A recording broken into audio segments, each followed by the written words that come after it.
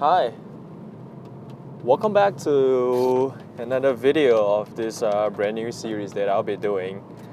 So as you can see outside, it's raining right now. It's been raining since last night, and I think according to the weather report, it will be not snowing. I'm sorry. It will be raining. It will be raining all the way from last night all the way until probably up to tonight.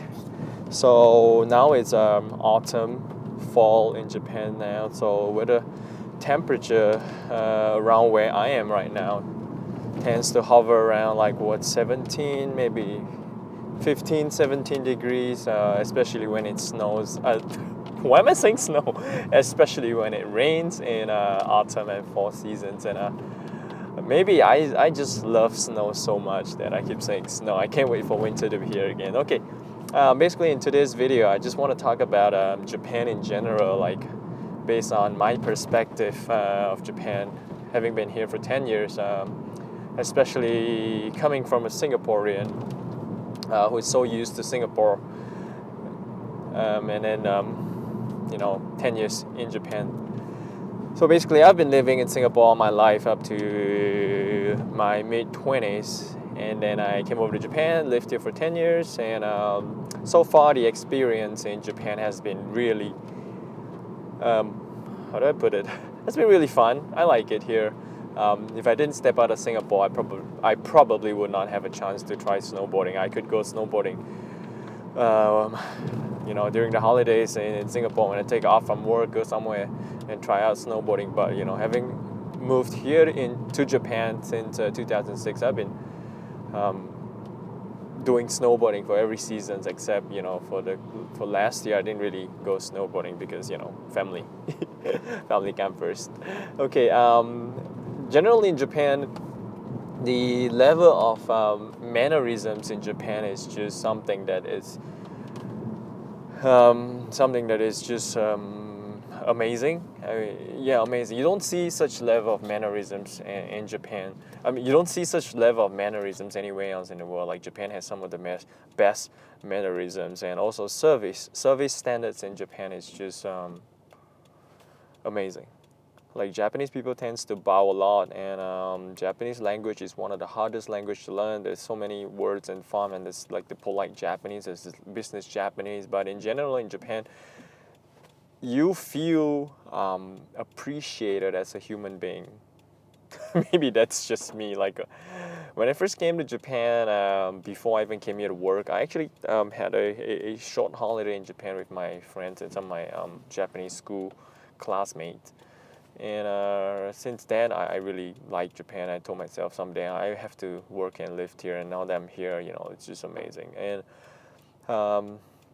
everywhere you go, people say thank you to you, people bow to you. One of the weirdest experiences that I had was like, I initially when I first came to Japan, I kind of like used the bathroom in a mall or something, and then when I came out, the staff of the mall actually bowed at me and say "arigato gozaimasu," which basically means thank you very much. I was like, why would anyone thank me for using their bathroom? Like, where in the world do you go and use somebody's bathroom and they thank you? Only in Japan. But there must be a reason behind it, Maybe she's just thanking me for visiting the store or something, but I don't know. Maybe she was. I mean, the stuff in the mall wasn't just like right position right outside the bathroom, but some distance away, maybe. I don't know. But anyway, Japanese people are very polite. They bow a lot, and most people don't notice, or maybe if you do notice that the angle at which the Japanese people bow, how deep their bow will represent how significant the bow is. Like the most how do I put it? Okay, when you bow really deep, which means you show a lot of respect. When you just nod your head, a slight bow, which means you show some respect. Something like that. I'm not really that sure, but the bottom line is the deeper your bow, the deeper meaning it has to it. And driving it on Japanese roads, it's really a nice experience to drive on Japanese roads.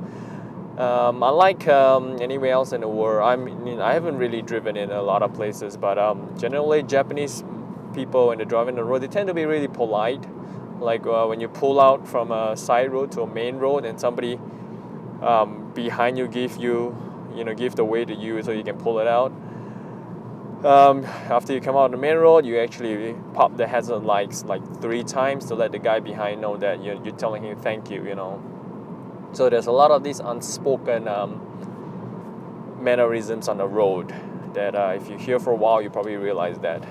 So yeah, that's really nice. Like when you see emergency vehicles, coming towards you from the other side of the road or even from behind you, most motorists would just pop the hazard lights and pull up to the side of the road so that whatever emergency vehicles could just pass you, because those are emergency vehicles. If they have their lights and siren on, you have to give way to them. I mean, that's the way it is anywhere in the world. But well, I've only driven in Singapore and Japan so far, but recently there's this like huge debated news, some videos of some Singaporean driver not giving way to an ambulance, and that is just unfortunate. It's just kind of disgrace Singapore in general. Like, wow, that's how you people drive in Singapore. And I've seen some videos on online as well for how hard it is for ambulance to move around in India. Well, it's just kind of sad.